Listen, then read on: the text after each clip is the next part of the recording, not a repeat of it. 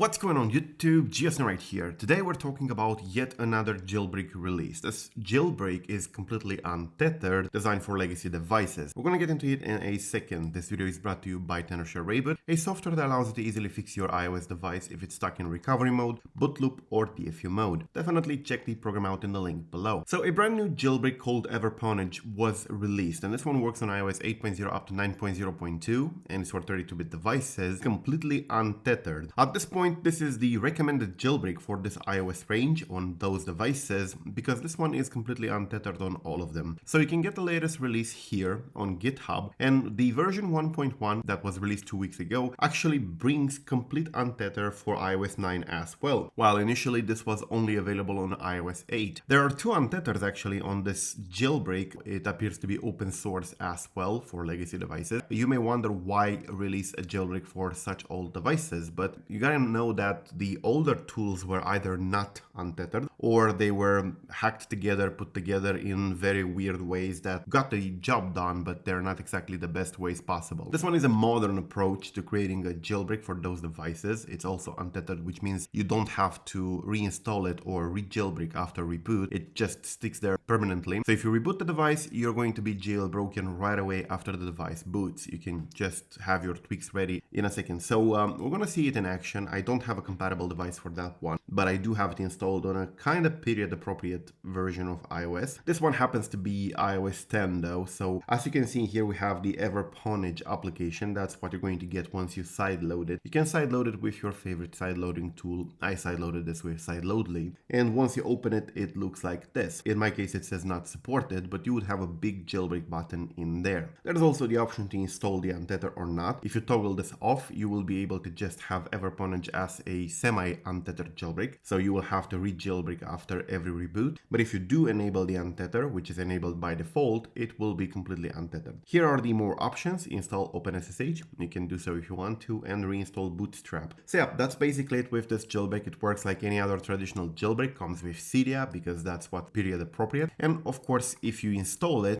and you install it in the untethered form, you don't have to worry about it after that. You can just sideload it once. It doesn't expire because it's untethered. So yeah, that's basically it. You can find the rest of the jailbreak tools for iOS versions here on my website on the jailbreak tools section. Until next time, peace out.